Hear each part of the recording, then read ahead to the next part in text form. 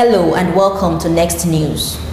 The Guardian's assistant news editor and political reporter, Bayo Uhu, was on Sunday shot dead in his apartment in Egbeda, Lagos, Nigeria.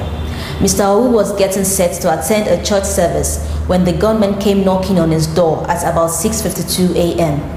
According to eyewitnesses, the six men came in a white Toyota Camry saloon car, wearing white flowing gowns with matching skull caps. They made no attempt to enter any other apartment in the four-flat house.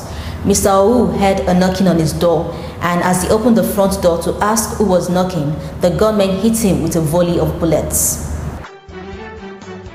Arik Air has failed to carry out a threat to suspend its domestic operations after the handover of the General Aviation Terminal at the Murtala Mohammed Airport, Lagos, to Bykotni Aviation Services on Saturday evening. Apart from some routine maintenance work done over the weekend, it has been business as usual for the airline.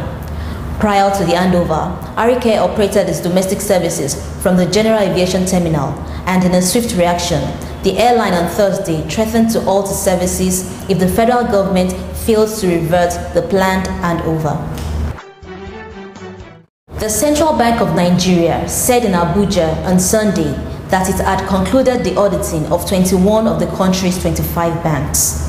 The auditing of the commercial banks has drawn much attention since the Apex Bank in August sacked the chief executives of 5 of the 10 banks which accounts it had audited.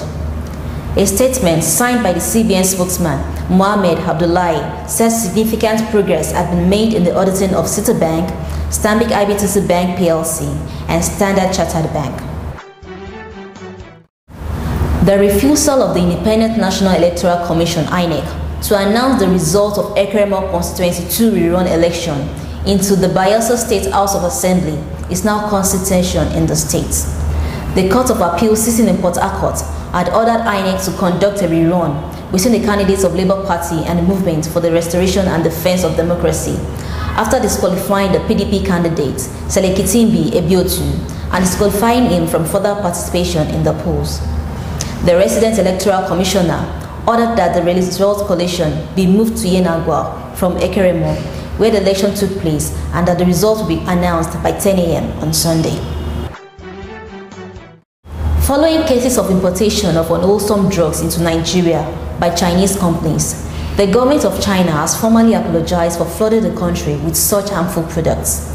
The development followed intensified efforts and whistle-stop campaigns by the National Agency for Food and Drug Administration and Control, NAFDAC, in India, China, and the United States, among other countries, to drum up support and seek strategic alliances for its campaign against unwholesome drugs.